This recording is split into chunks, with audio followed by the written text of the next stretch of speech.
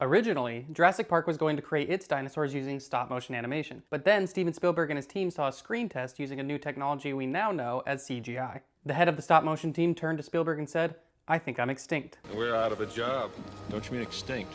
Jurassic Park's CGI brought audiences realistic-looking dinosaurs and changed filmmaking forever. Not just with new technology, but in how blockbusters could capture a global audience. We're talking all about it this week in Kaden's Movie Club. Spielberg is not ashamed to admit that with Jurassic Park, he was trying to make a great sequel to Jaws, but on land. And you can spot the signature Spielberg style in both films, but they were also made under drastically different circumstances. One was a B-movie that against all odds became a blockbuster, and the other was a B-movie that was designed to be a blockbuster. The studio wasn't just willing to take a big swing here, they were counting on Spielberg to make Jurassic Park a success. Because of that, pre-production on Jurassic Park lasted a full 2 years, but nobody could have planned for the fact that Jurassic Park seemed fated to arrive at the dawn of CGI, or computer-generated imagery. There had only been a few really significant uses of CGI prior to Jurassic Park. The first was young Sherlock Holmes in 1985. This movie featured the first fully CG character in the form of a knight that comes to life from a stained glass window.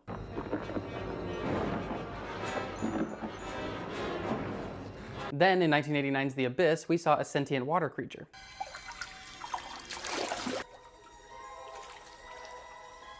This movie was directed by James Cameron, who would go on to make the Avatar movies, and he would use CGI again on Terminator 2 to create the T-1000, a machine made of liquid metal.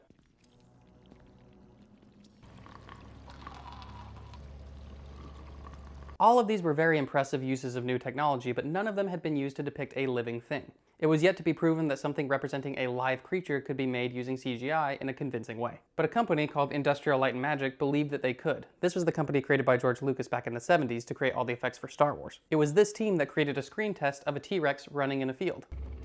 We had the Gallimimuses running, and then we put the two together. Then everyone saw the potential. And we come back to the story of Phil Tippett, the man who saw his career evaporating with that screen test. The good news is that since CGI was so new, the computer experts at ILM weren't necessarily great at animating. Using a robotic puppet, he animated the dinosaurs in the same way he would have with stop-motion puppets, so then the animators had a strong basis to start with. But how did this all turn out on screen? The story starts with John Hammond, a wealthy businessman inviting archaeologists Alan Grant and Ellie Sattler to come and have a look at his newest investment, and soon find that Hammond's business is much more than they bargained for. He has spared no expense in finding a way to clone dinosaurs. Really spectacular. Spared no expense. We spared no expense. Spared no expense. Spared no expense. He now plans to use these living creatures as the main attraction to a tourist destination he'll call Jurassic Park. Alan and Ellie are joined by a third expert, Dr. Ian Malcolm, and the company's lawyer, Gennaro. While the scientists are fascinated and impressed with the living, breathing dinosaurs, they recognize the inherent danger of Hammond and his scientists playing God. I mentioned it in last week's preview for this movie that I think it's actually a great thematic discussion for our current use of AI. I know we already covered the AI theme back in May, but hear me out. We can't stop scientific progress. It's coming whether we're ready for it or not, and artificial intelligence is going to be a part of that. And the same could be said for genetic science in Jurassic Park. But scientists and financiers could, at the very least, exercise some caution in the way they apply those advancements. Our scientists have done things which nobody's ever done before. Yeah, but your scientists were so preoccupied with whether or not they could, they didn't stop to think if they should.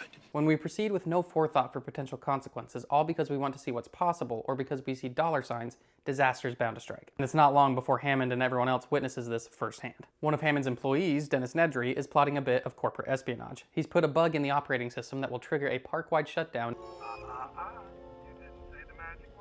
during which he will steal dinosaur embryos to sell them to a competitor. When Nedry initiates the shutdown, the tour just happens to stop right in front of the T-Rex enclosure. And this scene is a classic example of how Spielberg likes to build tension. He understands that the anticipation of the moment is just as important as the actual reveal. Shot after shot finds a way to imply the threat rather than just showing it. We start with something simple, the water ripple, a T-Rex claw pulling on the wires, the fence tilting.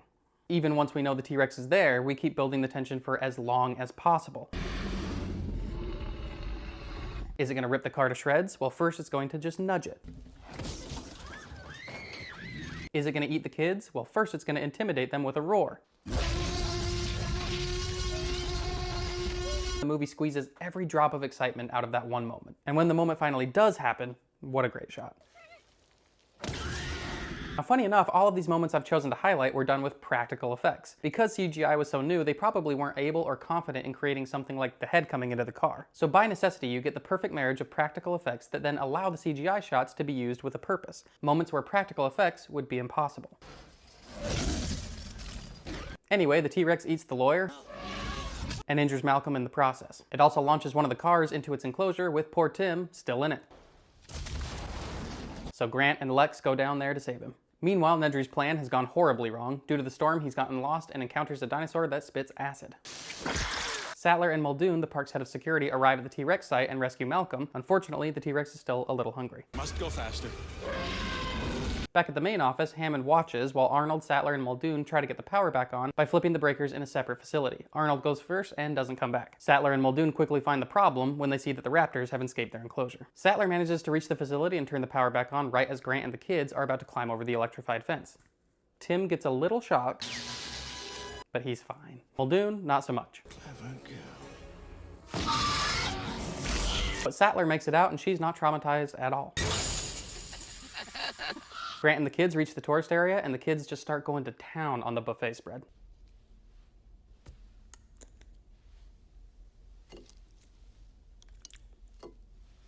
Grant assumes the facility is safe and goes to find the others. Little does he know, the raptors are already inside. Kids trap one in the freezer and give the other a concussion. But Grant, Sattler, and the kids still have to make it out of the building. Just when things couldn't get any worse, the raptors learn how doors work. But the T-Rex shows up one last time to save the day. They all escape the park along with Hammond and Malcolm. The dream of Jurassic Park is dead, for now.